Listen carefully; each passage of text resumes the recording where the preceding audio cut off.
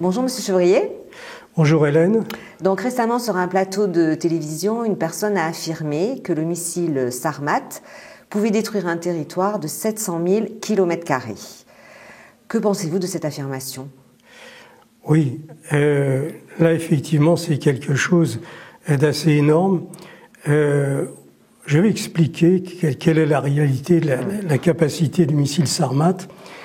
Et surtout aujourd'hui dans cette vidéo, ce que je voudrais, c'est qu'on va donner des conseils pratiques et des choses qui sont vraiment très concrètes, des directives en quelque sorte, qui devraient être données d'ailleurs par le gouvernement depuis longtemps. Mais comme ils ne veulent absolument pas parler de ça, les gens ne sont pas informés. Et oui, c'est réellement un sujet. Au dernier moment, ils donneront des directives, ce sera la panique. Exactement. Il faut forcément du temps pour se préparer à quelque chose qui est un véritable bouleversement. La guerre nucléaire, quand elle va éclater, si elle est, comme je le pense, elle sera planétaire, enfin tout du moins, elle concernera tout l'hémisphère nord, elle concernera la Russie, l'Europe et les États-Unis. Et donc, c'est un bouleversement énorme dans notre façon de concevoir les choses. Et il faut du temps pour se préparer, pour accepter et aussi pour arriver à sauver un maximum de personnes. Donc, on va revenir, je vais expliquer. Alors, le missile Sarmat, c'est quoi? C'est une fusée, en quelque sorte, une petite fusée, qui a été développée au départ sur les plans par l'Union soviétique et ensuite développée quand l'Union soviétique est venue, la Russie. Et c'est un missile aux performances très très élevées. C'est un missile qui fait 35 mètres de long, 3 mètres de diamètre et qui pèse au décollage, bien entendu, 200 tonnes. C'est quelque chose d'énorme, vous voyez. Et donc, alors, mais ce n'est que le missile. Alors, un missile, c'est d'abord un mode de transport, c'est-à-dire qu'il faut voir quelle est sa vitesse, quelle est sa portée. Voilà, c'est les deux choses qui comptent. Ensuite, que ce soit un missile Sarmat ou un missile Kinjal ou un Zircon, ce qui compte en ce qui concerne la capacité de destruction, c'est la bombe qu'il transporte. Or, le missile Sarmat peut transporter soit une bombe de 50 mégatonnes, soit plusieurs têtes nucléaires qui peuvent faire chacune 5 ou 7 mégatonnes.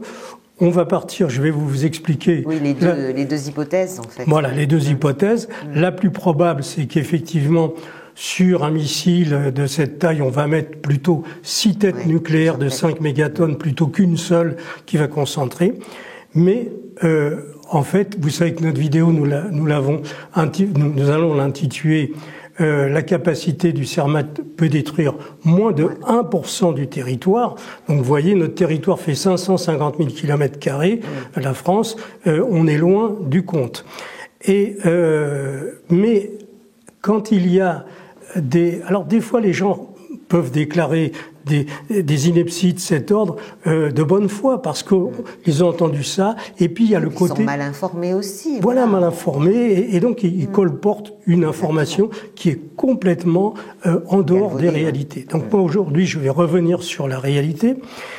Et d'autant que nous avons vraiment la possibilité de savoir quels sont les dégâts qui sont faits par une bombe de 1 mégatonne, de 5 mégatonnes, puisque tout a été testé à grandeur nature. Vous voyez.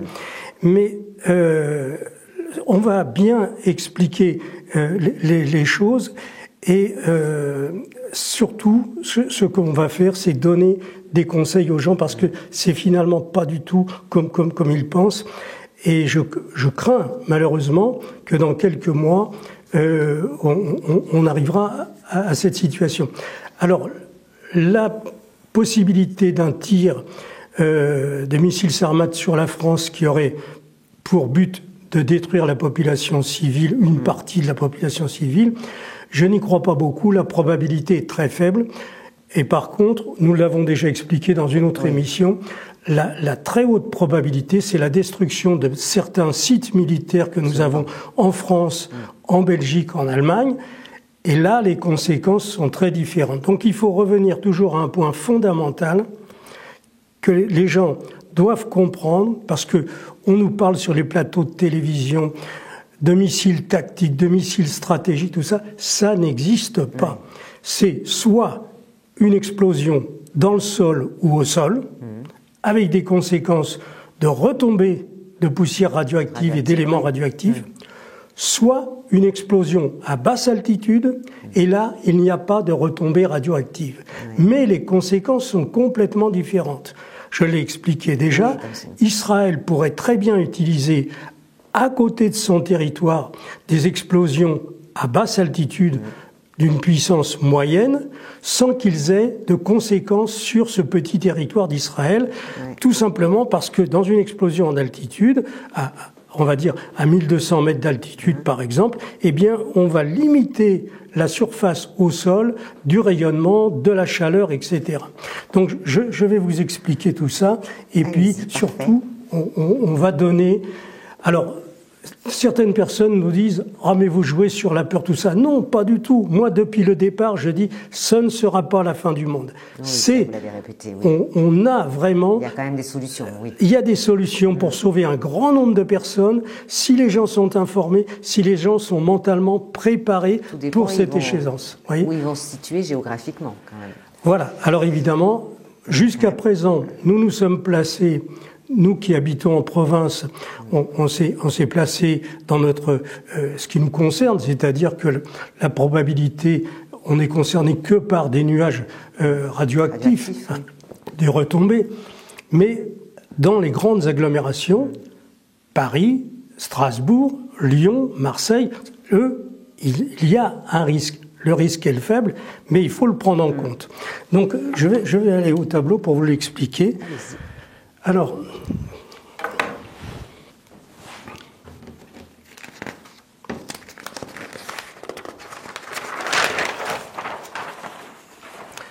voilà, là on est dans la réalité.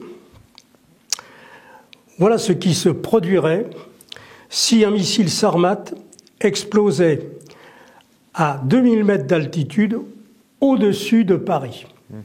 Donc nous aurions un rayon de destruction des immeubles, qui est quand même important, sur 27 km de rayon. Ça veut dire que sur 54 km de diamètre, il n'y aurait pratiquement plus d'immeubles qui seraient debout. Vous voyez, ils seraient tous en partie démolis.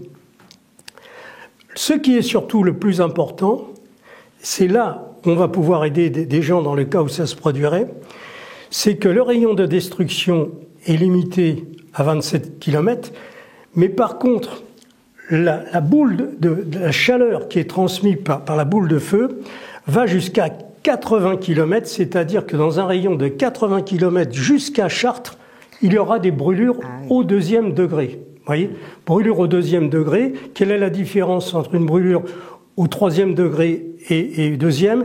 Eh bien, au 3e degré, les nerfs sont brûlés. Vous n'avez plus la douleur intense que vous avez au 2e degré, mais évidemment, c'est beaucoup plus grave. Alors, là, on est sur des choses qui sont connues. Vous voyez, je vais mettre sur ce tableau. Vous savez qu'on a fait une émission dans laquelle j'ai expliqué tous les essais qui ont eu lieu sur la planète depuis 1945. Donc, officiellement 2161, dans la réalité 2400. Donc on a fait des explosions dans toutes les circonstances et à chaque fois, ce sont des explosions réelles avec des charges importantes. Par exemple, je vais sortir celle, voilà par exemple, là, les 2 explosions qui ont été effectuées par la France, avec bien sûr les dates, le lieu, le type d'explosion, le nom de la bombe et la puissance. Donc vous voyez, on n'est plus du tout dans le cadre des essais. Quand on est à 2600 kilotonnes, c'est-à-dire 2 mégatonnes 600, c'est quelque chose d'énorme, vous voyez. Et donc on est sur des réalités. À quoi servent ces essais?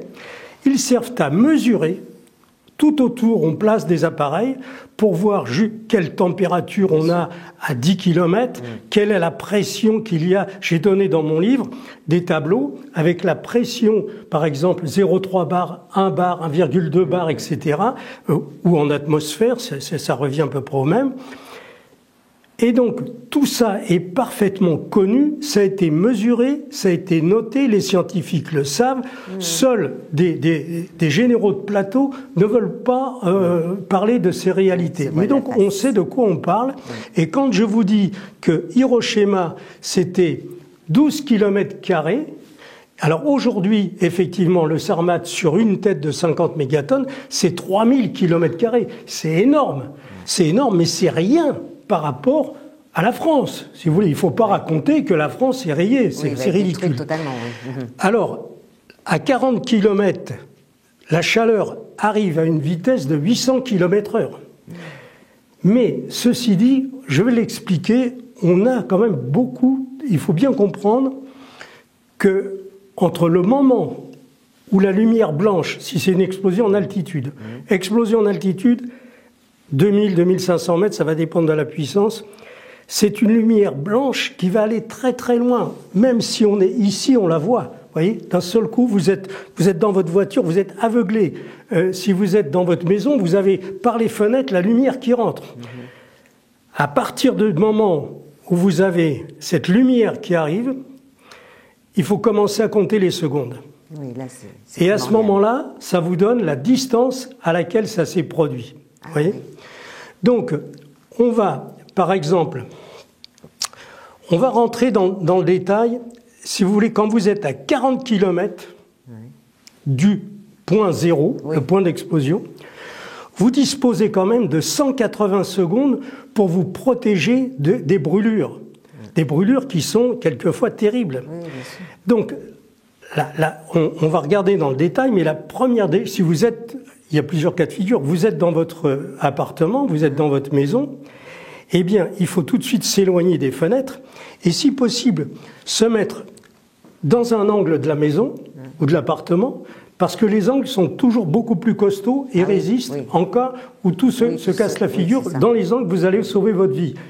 Mais surtout, il faut se protéger des brûlures. Alors, on en parlera un peu plus après, mais je vais prendre un autre cas de figure qui est beaucoup plus probable sur ce même missile Sarmat, qui a été appelé par les Occidentaux Satan II. Vous voyez, il faut mettre une petite notion du diable. On a eu le George Bush Jr. qui nous avait défini l'axe du mal, Axe of Evil, avec l'Iran, la Corée du Nord, etc., l'Irak et tout. Donc ça, c'était l'axe du mal. C'était abominable. Bon, bien là, on a dit Sarmat, c'est le Satan II, puisqu'il y a eu avant un truc un peu plus petit. Bon, là, la réalité, la voilà. Si on fait, par exemple, si on était dans la situation où il y aura un missile qui se sépare au-dessus avec 6 têtes nucléaires qui arrivent, il est probable que les têtes iraient sur Paris, Lille, Strasbourg, Lyon, Marseille, Toulouse. Peut-être une 7e qui pourrait se trouver par là. Ça dépend le choix qui aurait été fait. Alors c'est ça que l'on va regarder, parce que cette hypothèse est plus probable que celle avec une seule tête nucléaire.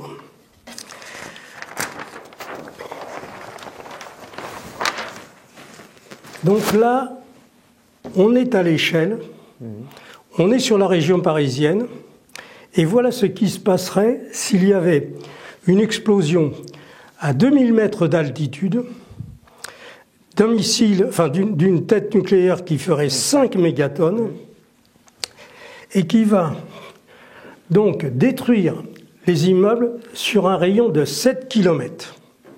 Donc pratiquement tout Paris intramuros est détruit. Là, vous avez la destruction des immeubles, et puis ici, ce cercle, c'est tout ce qui est concerné par les brûlures au 2e degré. Ça, c'est très important parce que c'est très facile de s'en protéger et il faut s'imaginer, c'est uniquement une question d'information. Si les gens savent ce qu'il faut faire, dans 90% des cas, on va sauver les gens ne vont pas être brûlés, vous voyez. Mais s'ils ne savent pas, ils vont rester dans la rue, ils vont être brûlés, vous voyez. Donc il faut, on va rentrer dans le détail. Ça, c'est le premier aspect. Donc vous voyez ici, évidemment, dans un petit rayon, les gens n'ont pas beaucoup de chances de s'en sortir parce que c'est quand même, ça vient très très vite. Mais aussitôt que vous êtes en dehors de ce cercle, que vous êtes en banlieue, vous voyez par exemple Argenteuil est là, Saint-Denis est là, on a Saint-Ouen qui est ici, toutes ces villes-là, les gens qui habitent dans ces villes ont le temps de se protéger des brûlures, ont le temps de se protéger du souffle. Parce que la lumière, c'est une chose, le bruit va arriver, lui, à 1200 km/h, il va légèrement arriver avant l'effet de souffle qui lui arrive à 800 km/h. Donc on va avoir, si vous voulez, quand vous êtes à 10 km, vous avez 30 secondes pour vous mettre à l'abri du souffle et de la chaleur. Ça, c'est déjà un point important. Ça passe très vite quand même. 30 secondes, ça passe très vite. Il faut que les gens soient... Alors, c'est relatif. 30 secondes, c'est suffisant pour faire les 20 mètres qu'il vous faut pour aller vous protéger. Mais il ne faut pas perdre de temps, il faut le faire tout de suite. Alors, ça, c'est déjà une chose. Quand vous êtes à 30 km, vous avez beaucoup plus de temps. Vous avez 90 secondes. Et j'ai compté large, vous voyez 90 secondes, oui, là, vous avez l'effet de surprise. Bon, voilà. Vous essayez, il y a une porte qui est fermée pour entrer dans un immeuble, vous pouvez aller dans un autre, tout ça. Ce qui est important, le jour où ça arrive, eh bien, si vous êtes en voiture, vous voyez, à 20 km, par exemple, vous êtes à Saint-Denis, ou bien vous êtes un peu plus loin, à Pontoise, vous êtes loin de chez vous, vous êtes en voiture. Alors, il y a eu des consignes qui ont été données par le gouvernement en Bretagne par rapport à l'île Longue. Des conneries qui ont été diffusées. Les gens qui sont en voiture, on leur dit « sortez de la voiture, ne restez pas dans votre voiture ».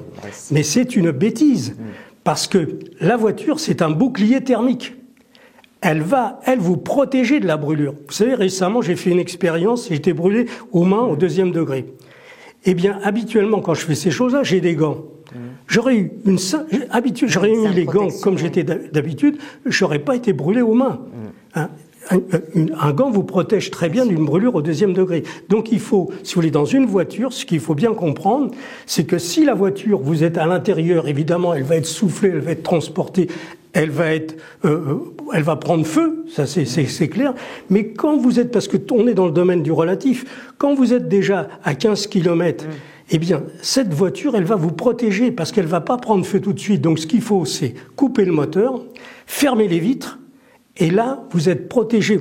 Vous mettez vos mains si vous voulez, mais vous êtes protégé de la chaleur et en partie du souffle. Parce qu'une voiture, vous la mettez dans un étang, dans un canal, elle descend à 10 mètres de profondeur. Si toutes les vitres sont fermées, elle n'explose pas, elle résiste à la pression, vous voyez. Donc elle peut résister à un bar. Oui, donc, mais est-ce que les vitres peuvent résister justement au souffle ? Ah mais bien sûr, c'est ce que je vous dis, une voiture résiste très très bien. Voilà, donc... D'ailleurs, alors, évidemment, si vous êtes ici, non. Oui, non. Mais si vous êtes là, parce que ce qui est important, c'est ça qu'il faut bien comprendre, c'est que plus on s'éloigne, plus il y a de la surface, plus il y a d'habitants. Parce que Paris intramuros, les gens viennent travailler, mais presque tous habitent en banlieue et en grande banlieue. Donc c'est ça. On ne peut pas sauver tout le monde, mais on peut sauver un grand nombre de personnes avec des informations simples. Malheureusement, je ne suis pas invité sur les chaînes de télévision parce qu'on ne veut surtout pas parler de ça, mais vous inquiétez pas, quand on va arriver au mois de décembre ou au mois de novembre, il y a de fortes chances que je sois invité parce que je suis une des rares personnes qui s'est posé des questions depuis 40 ans et qui a travaillé le sujet, vous voyez. Donc ça, on verra. Alors, ce qui est important, c'est qu'on va avoir donc du temps pour se protéger des brûlures, et ça, c'est très important. Parce que, imaginez, les médecins, les infirmiers, tout le personnel soignant, est logé à la même enseigne que nous. Ils ne savent pas rien de plus que les gens. Et donc, il y aura beaucoup de médecins qui seront blessés ou brûlés, beaucoup d'infirmières. Et quand on va déjà dans les urgences, dans les hôpitaux, que vous attendez 4 heures dans un couloir, imaginez qu'il va y avoir 5 millions de personnes qui sont brûlées. Là, c'est la catastrophe. Personne ne va s'occuper de qui que ce soit. Donc, il faut vraiment que les gens se protègent de cette chose-là. Alors, un autre point intéressant, c'est que, imaginons que ça arrive à 7 heures le soir, eh bien, il y a forcément beaucoup de monde dans le métro. Oui, c'est les heures de pointe. Oui. Quand l'explosion se produit à 2000 mètres d'altitude, les gens qui sont dans le métro, eux, ne sont pas tués. Ils sont saufs. Mais comme ils ignorent tout, alors bien sûr, il va y avoir la lumière qui va s'arrêter, les rames vont s'arrêter, et là, c'est au conducteur de la rame de décider si on fait sortir les gens. De toute façon, il n'y aura plus de courant sur les voies, donc on peut marcher sur les voies. Mais la plupart des gens qui sont dans les stations, même dans le métro, qu'est-ce qu'ils vont faire ? Eh bien, au bout de 5 minutes, ils vont sortir. Et quand ils vont sortir, eh bien, 1 heure après l'explosion, le débit du rayonnement gamma, il est de 50 000 rad-heure. C'est-à-dire que là, les gens montent l'escalier du métro, ils font 10 mètres, 20 mètres, et hop, ça y est. Ils sont irradiés. Complètement... ils sont morts, ils sont traversés par le truc. Et donc, tous ceux qui sont dans le métro pourraient éventuellement avoir la vie sauve, à condition de savoir qu'il va falloir marcher sur les voies et ressortir au-delà de ce cercle, c'est-à-dire carrément en bout des lignes où vous allez être dans une zone qui sera très peu irradiée, alors que là, on est dans des débits. Autre point important, l'explosion a lieu par exemple un lundi soir. Évidemment, personne n'est informé, mais le lendemain, il y a eu beaucoup de brûlés, il y a eu beaucoup de morts, tout ça. Mais 2 jours après, la vie reprend un peu son droit, puisqu'il n'y a pas de retombées radioactives, si vous voulez. Il n'y a que cette zone-là qui est vraiment concernée par le rayonnement gamma. Et dans toute, à Pontoise, dans toutes ces petites villes, à Saint-Denis, tout ça, à Melun, les gens, ça y est, au bout de 3 jours, ils retrouvent une vie à peu près, il n'y a rien de cassé, tout ça. Qu'est-ce qui va se passer ? Par curiosité, les gens, ils vont vouloir aller sur Paris pour voir si la Tour Eiffel est toujours debout, si l'Arc de Triomphe est encore là. Donc, imaginons, 3 jours plus tard, ils vont aller avec une mobilette, avec un scooter, ils vont se rendre à Paris. D'autant qu'il y a beaucoup de banlieusards qui vont se dire, mais dans le 16e, dans le 15e, tous ces gens-là sont morts, on va pouvoir cambrioler tout ce qu'il y a à cambrioler. Et donc, ça va attirer beaucoup de monde. Et donc, ceux qui ne savent pas, puisqu'en apparence, il n'y a rien, ils vont arriver à l'intérieur de Paris, et là, ils vont commencer à marcher, et 3 jours plus tard, quand on est, si vous voulez, dans cette zone-là, on est sur un débit de 500 rad-heure. C'est-à-dire qu'il faut savoir que la dose maximum que vous pouvez prendre, c'est 25 rad en une prise. C'est énorme encore. Alors 500 rad-heure, les gens marchent. Au bout d'1 heure, ils commencent à se sentir pas bien. Et au bout d'1 heure et demie, ils sont assis, d'état de fatigue extrême. Ils commencent à saigner du nez. Et puis, les rayonnements leur traversent le corps complètement. Et là, des hémorragies internes. Et au bout de 2 heures, ils sont morts sur place. Vous voyez ? Ça, c'est à peu près ce qui va se passer. C'est-à-dire qu'il y a des milliers de personnes qui ignorent tout, qui vont se rendre dans l'intérieur de Paris parce qu'il y a des choses à voler, parce qu'il y a plein de trucs, ou par curiosité. Et là, ils vont faire 2-3 kilomètres à l'intérieur à pied, puis c'est tout, ils s'arrêteront, ils resteront là. Ça, c'est la chose... Oui, importante. Pareil que ceux qui sont dans le métro, s'ils savent, ils ont la vie sauve à condition de sortir au bout de la ligne, parce que tant qu'ils sont dans le métro, ils ne sont pas concernés par la chaleur, ils ne sont pas concernés par le souffle, ni par le rayonnement gamma. Mais, par contre, il faut marcher truc. Alors, vous avez ici une vue en coupe qui reprend, si vous voulez, ça c'est la vue de dessus, et là vous avez la vue en couple. Et donc ce diamètre, il est là, toute cette zone-là, c'est une zone qui sera inhabitable pendant un minimum de 5 jours, de 105 jours, pardon, on ne peut pas y rentrer, et on ne pourra pas faire quoi que ce soit avant 14 années. Vous voyez ? Là, parce que le débit, ici, il est à 5 rad/heure au bout de 105 jours. Vous multipliez les 105 jours par 7 et vous avez le niveau de rayonnement résiduel qu'il y aura et on sera à 0,5 rad/heure. Là, éventuellement, on pourrait commencer les travaux de déblaiement comme ça a été fait à Tchernobyl, etc. Mais avant, c'est pas la peine. Donc, en fait, à mon avis, cette zone-là sera abandonnée. Il faudra reconstruire Paris ailleurs. Vous voyez, parce que c'est pas la peine. Parce que là, vous pouvez envoyer des gens pour quelques heures, mais vous pouvez pas vivre. Oui, c'est ça. Donc, ça sera quelque chose. Si vous voulez, cette zone-là, elle sera exclue. Là, oui, on pourra vivre, même dès le lendemain, une fois que la chaleur sera dissipée. Tout ça, il n'y a pas de problème. Alors, on a donc ici, on a résumé un peu les cas de figure sur lesquels on va être confronté, mais c'est, comme je l'ai déjà dit, c'est très peu probable que l'armée russe décide de s'en prendre à la population civile française. Le cas le plus probable, c'est les cibles militaires qui représentent un danger pour eux. Pourquoi j'ai pris quand même cette hypothèse ? Ben, tout simplement parce que depuis quelque temps, on voit que les Anglais, les Français commencent à monter l'escalier, si vous voulez, et donc ils parlent de fournir des missiles de longue portée qui pourraient atteindre la Russie, qui pourraient tirer sur, soi-disant, des bases militaires en Russie, installées en Russie, d'où partent d'Israël ou via des radars, etc. Alors ce qu'il faut savoir, c'est que dans le territoire de la Russie, les Russes se sont protégés avec des S-400 et des S-500 maintenant, tout le long, si vous voulez, de l'Ukraine, tout ça, parce qu'ils craignent effectivement des attaques massives.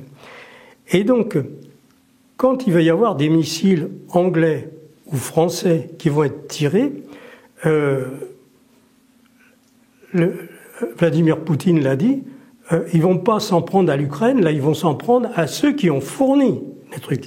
Donc, il est tout à fait possible que si un missile qui est destiné en réalité à détruire des bases militaires en Russie arrive et détruit à Saint-Pétersbourg tout un quartier, ben là, je peux vous dire que la marmite va déborder. Et là, comme ils sont prêts, comme tout le matériel est prêt, comme tout est programmé, on peut se trouver dans ces trucs. Il y a une autre circonstance qui, là, pourrait nous concerner, nous, dans le sud-ouest. Vous avez, par exemple, à Bergerac, une très grosse usine que je connais bien. Hein, je suis allé il y a plus d'une trentaine d'années. On fournissait cette usine-là dans un domaine. Et c'est les poudreries de Bergerac. Bon, petit à petit. Alors à l'époque, ils fabriquaient la poudre pour Israël. On voyait des quantités de fûts de 120 litres, des fûts en carton, carton dur, tout ça. Bon, tout ça je connais. Et c'était une usine importante qui se trouve à peu près à 1,5 km du centre-ville. Oui, vraiment, et très très importante. Il y avait beaucoup de monde qui travaillait. Comme le reste, petit à petit, ils ont délocalisé, ils ont abandonné. Mais maintenant, depuis qu'il y a la guerre en Ukraine, Macron a eu la très bonne idée de dire on rapatrie. Là, les explosifs qui sont fabriqués actuellement en Norvège, on va les rapatrier à Bergerac pour les produire pour les canons César. Vous voyez, c'est le canon César. En réalité, c'est pas de la poudre, c'est une pâte qui qui est très compact, un explosif très très puissant pour les canons César. Et donc maintenant, tout ça, ils sont venus l'ignorer. Alors ce que je raconte, c'est pas du tout des informations pour donner à l'ennemi, parce que ça a été mis dans la presse, absolument, radio, télévision, tout le monde en a parlé. On rapatrie tout ça, on produit tout ça. Vous pensez bien que ces canons César qui tuent régulièrement des soldats russes, les Russes, ils commencent aussi un petit peu. Alors, ils savent très bien où se trouve la poudrerie de Bergerac. Oui. Donc là, oui, ça serait tout à fait possible ça sera pas un missile Sarmat. Là, pour Bergerac, c'est pas la peine. On va pas dépenser des sous comme ça. Ils vont envoyer un missile Kinjal. Ça suffit. Un petit missile Kinjal qui explose à 500 mètres au-dessus de la poudrerie. Et là, vous avez 40 000 habitants qui disparaissent. Parce que, évidemment, la poudrerie va exploser, tout le reste. Donc ça, c'est un scénario possible. Explosion d'altitude, il n'y a pas de raison de tirer au sol, il n'y aurait pas de retombée. Et là, la poudrerie de Bergerac exit. Vous voyez, terminé. Donc ça, mais le point le plus important, je vais revenir dessus. Oui.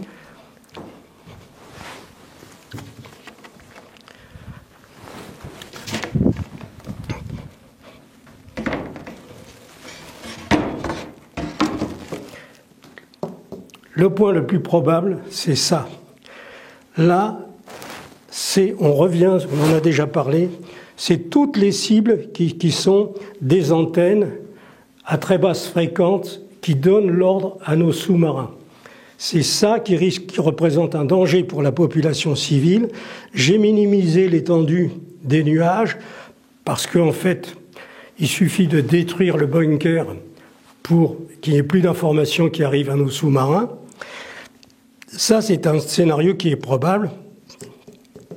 On en reparlera vraisemblablement au mois de novembre ou au mois de décembre, quand, si vous voulez, d'escalade en escalade, on va arriver à un point de tension ultime.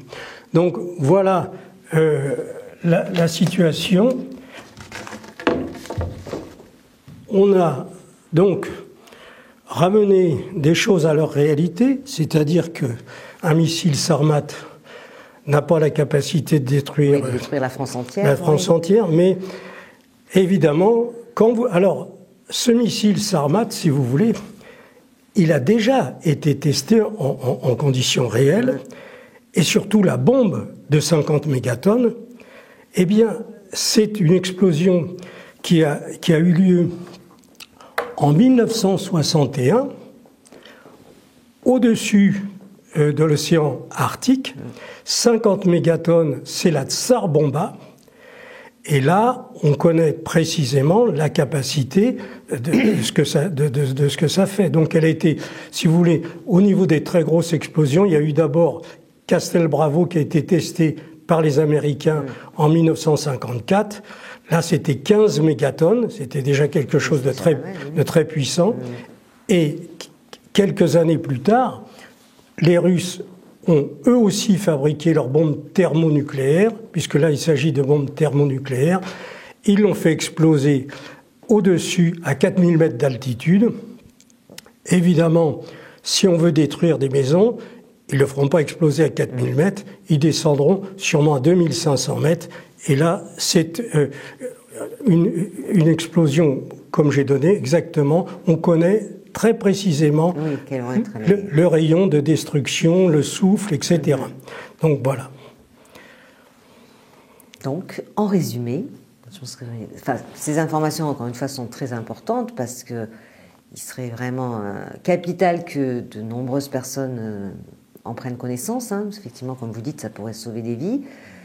Après, la question que je me pose, est-ce que malheureusement tout le monde n'a pas accès à ces informations parce qu'on ne veut pas, en fait, ou n'éprouve pas le besoin d'eux, parce que, comme on a dit au début, c'est un sujet qui reste très tabou et qui fait peur. Donc, en fait, les gens préfèrent faire la politique de l'autruche que de s'informer. Moi, ce qui me laisse dubitatif dans l'histoire, c'est est-ce que les gens... Alors, est-ce qu'on a, en tant qu'humain, vraiment un instinct, oui, je pense, de survie et de protection en premier, mais est-ce que la panique ne va pas prendre le dessus ? Je parle pour les personnes qui ne seront pas informées. Et à un moment, forcément, si c'est concentré sur des lieux où il va y avoir beaucoup de personnes, les gens ne vont pas se raisonner? Est-ce qu'ils vont penser tout de suite à suivre les premières précautions? C'est ça, je souhaite, hein, vraiment, parce que ça ferait vraiment gagner des vies, certainement. Mais est-ce que tout le monde est en capacité de, entre guillemets, de garder un certain sang-froid quand même, hein, parce qu'il faut... Oui. Et que le temps est très... Par rapport à ce que vous nous dites, le temps est vraiment très réduit sur certaines zones, quoi. Donc est-ce que les gens ne vont pas d'abord être hyper paniqués et pas penser justement à... Tout est dans l'information. C'est ça, voilà. Il faut... Alors vraiment, là, nous sommes dans une situation terrible en France puisque c'est l'omerta. Oui, voilà. Et donc, il y a quelques personnes comme moi qui maîtrisent le sujet. Il y en a très peu en France. Ouais. Et bien entendu, ils ne sont invités sur aucun plateau de télé. Et malheureusement...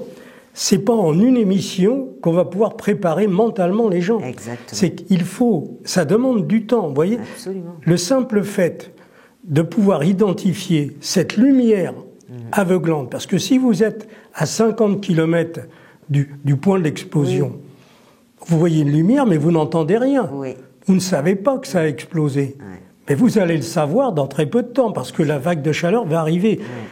Donc, il faudrait déjà que les gens sachent que dans leur vie du quotidien, tous les jours, ils sont en voiture, ils sont sur leur tracteur, ou ils sont dans un camion, ou dans leur maison, une lumière blanche aveuglante arrive. Oui, déjà, c'est le premier signe, on va dire. Là, voilà, ça n'est pas quelque chose de naturel. Oui, ça veut dire quoi? Ça veut dire que ça y est, il y a une explosion qui a eu lieu en altitude. Oui. Parce que si c'est dans le sol, on n'aura pas cette lumière blanche. On aura une lumière, mais plutôt un champignon. Vous voyez? Alors on aura bien sûr une certaine zone de lumière qui sera plutôt jaune-rouge, mais parce que il y a aussi, on pourra revenir une prochaine fois sur la... C'est toujours pareil, il faut bien faire la différence entre une explosion dans le sol et au sol, avec une explosion en altitude, à basse altitude. Basse altitude, ça veut dire... Pour Hiroshima, c'est 450 mètres. Pour une puissance de 5 mégatonnes, ça sera 2000 mètres. Mais c'est toujours très bas par rapport à des explosions qu'on peut faire à 9000 mètres ou 10 000 mètres d'altitude. Et donc, la première chose, c'est la lumière. Ensuite, vous êtes probablement assez loin du lieu de l'explosion. Comment vous allez le savoir? En comptant les secondes. Oui. Donc il faut, si vous êtes à 30 secondes avant que le bruit arrive, c'est que vous êtes à 10 km. Vous voyez? Ça c'est important. Voilà, c'est vraiment ça, les gens... c'est déjà la chose. Vous avez la lumière. Oui. À 30 secondes plus tard, il faut compter jusqu'à 30 ou avoir son truc. Donc, alors, il faut dès le départ envisager, est-ce que je reste dans ma voiture ou est-ce que je vais me réfugier dans un magasin? Est-ce que je peux descendre dans un parking? Alors ça, c'est idéal. Oui. Si vous avez la possibilité, vous êtes sur le trottoir à Paris et vous avez cette lumière qui d'un seul coup arrive. À Paris, bon, ça serait plutôt court parce que ce serait... Mais si vous êtes en dehors du centre-ville, eh bien, vous avez un parking à côté de vous. Alors là, là, il faut se précipiter. Vous êtes avec vos gosses, tout de suite, vous les emmenez parce que vous allez, si vous êtes à 20 km, vous ne serez pas forcément concerné par le rayonnement gamma. Oui, je comprends. Une fois que l'air très chaud sera passé, le souffle et l'air chaud, vous pourrez repartir. Et donc, vous pourrez aller... Vous aurez sauvé votre vie. C'est ça qu'il faut bien comprendre. Donc, il faut... c'est ça qu'il faut insister là-dessus, quoi. Vraiment, vraiment. Et ce n'est que par la connaissance. Et quand vous savez comment les choses pourraient se passer... que vous êtes préparé mentalement. Voilà, parce que je crois que c'est... Voilà. Vous n'avez pas de raison d'avoir peur, parce que déjà, quand vous comptez jusqu'à 60, vous savez que déjà c'est loin. Oui. Vous voyez? Il y a déjà un facteur rassurant. Oui, parce que, bien sûr qu'il y aura des gens qui sont juste en dessous, ils n'ont pas le temps de compter. Oui, c'est 5 secondes et puis ça y est, ils sont foutus. Bon. Mais là, ils souffrent, on va dire qu'ils ne vont pas souffrir. Mais quand vous êtes à 20 km, vous avez vraiment le temps de faire quelque chose. Et quand vous êtes à 30 km, encore plus. Oui. Voilà. Donc c'est ça, si vous voulez, que les gens doivent comprendre. Ensuite, dans le livre, j'explique toutes les choses qui sont nécessaires de savoir pour se préparer. Alors, on a orienté le livre davantage sur les retombées radioactives, parce que là, on peut s'en protéger relativement plus facilement. Et surtout, on dispose de beaucoup de temps. Dans les retombées radioactives, ce n'est pas des secondes, c'est une demi-heure, 1 heure ou 5 heures. Donc on a le temps de s'organiser avec ses enfants, avec les choses. Mais dans une explosion à basse altitude, il faut faire très vite. Il faut faire très vite. Et donc avoir le bon réflexe. Pour avoir le bon réflexe, il faut s'être préparé avant, de savoir ce que l'on va faire quand on va voir cette lumière. Vous voyez, c'est ça qui compte. Vraiment, et alors, oui, c'est vraiment le point de départ. Pour oui. Voilà. Et malheureusement, nous avons un gouvernement qui est en dessous de tout. Oui, et puis alors les partis politiques sont pas mieux informés que ça. On a personne. On ne peut compter sur personne, même pas sur les pompiers, parce que eux sont maintenus dans l'état d'ignorance, alors qu'ils devraient eux savoir ce qu'il faut faire. Eh bien, pas du tout. Alors surtout, on va encore quand on est avec des pompiers qui ont 60 ans, ils ont plus ou moins entendu parler de tout ça. Mais les jeunes qui ont 25-30 ans, ils ignorent tout. Ils ont été maintenus dans l'ignorance. Les médecins, c'est pareil. Vous voyez, les médecins ignorent tout du rayonnement gamma, de trucs, parce qu'ils ont été formés dans leur discipline et aucune information pour qu'est-ce qu'il faut faire pour eux-mêmes et qu'est-ce qu'il faut faire pour les autres. Les pharmaciens, pareil. Donc, c'est un réel drame. On va, avec cette histoire d'escalade en Ukraine, on va vers la période de risque. À mon sens, pour l'instant, on est encore à peu près tranquille. Je pense, pour revenir à cette situation en Ukraine, que les Russes, dans quelques semaines, vont prendre Kharkov. En russe, c'est Kharkov. En ukrainien, c'est Kharkiv. Donc, Kharkiv, c'est la deuxième ville de l'Ukraine. Beaucoup d'habitants, ils sont en train de les évacuer parce que les Russes, je l'avais dit d'ailleurs dans une émission avec François Cottard, que quand ils attaqueraient par le nord pour attirer ce qui restera de soldats ukrainiens au moment où ça va venir, il en reste d'ailleurs très peu, une fois qu'ils auront pris Kharkov, ils vont descendre et prendre, bien sûr, le but de tout ça, c'est Odessa. Quand l'Ukraine aura perdu Odessa, ce sera un bout de territoire sans intérêt, si vous voulez, qui rentre dans l'Union européenne ou pas. De toute façon, il n'y aura plus d'Ukraine. L'Ukraine, ce sera un territoire vide déjà de ses habitants, puisque c'était 52 millions d'habitants en 1995. En 2014, ils étaient plus que 37, ils avaient perdu déjà 15 millions à cause de la corruption et des gens qui ont foutu le camp parce qu'il n'y avait aucun avenir dans ce pays où tout est corrompu.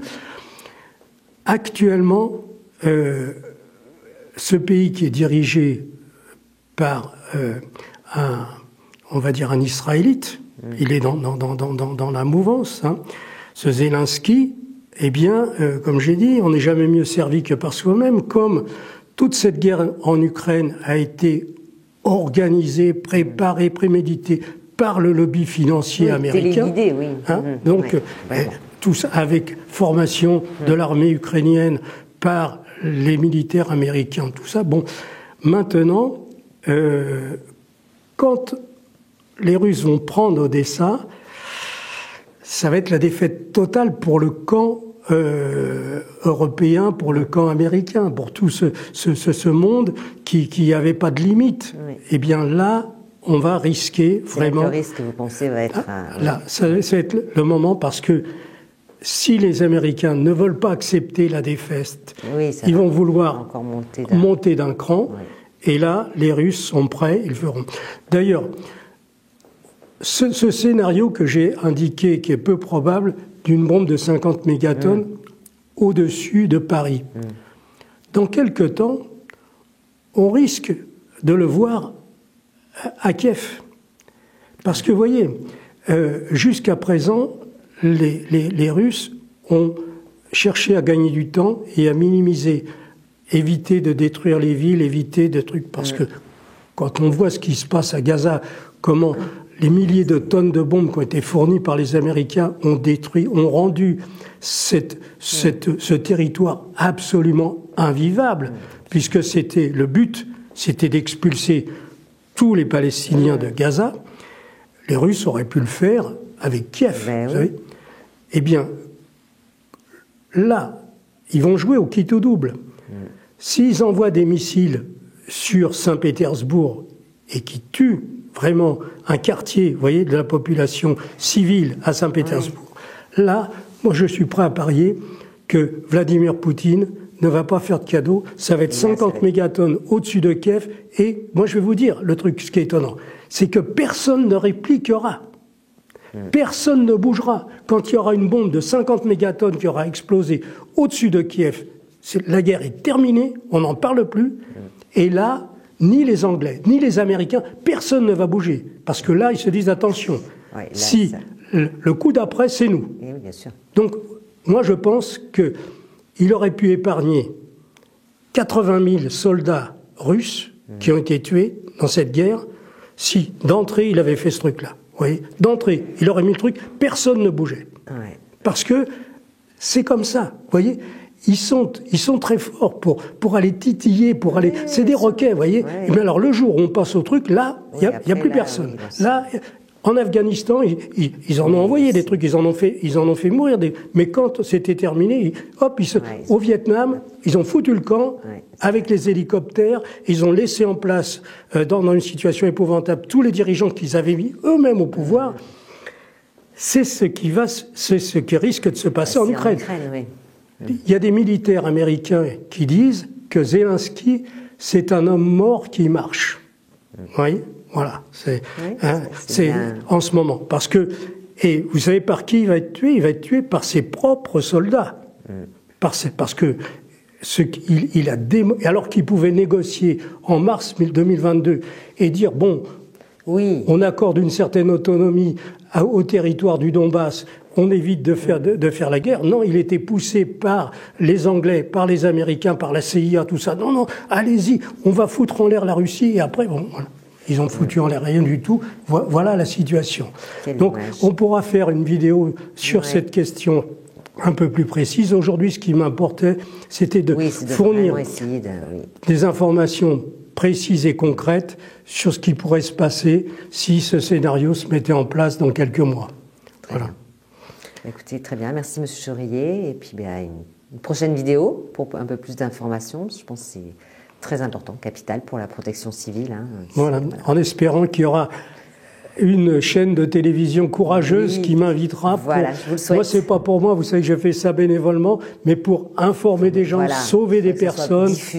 Alors là, on n'est pas sûr, évidemment, de cette issue, mais la probabilité est très haute. Je dirais qu'en février 2025, on est sur une probabilité, dans cette période, c'est-à-dire de janvier à février, on a une probabilité de 8 sur 10, ce qui est énorme. Oui.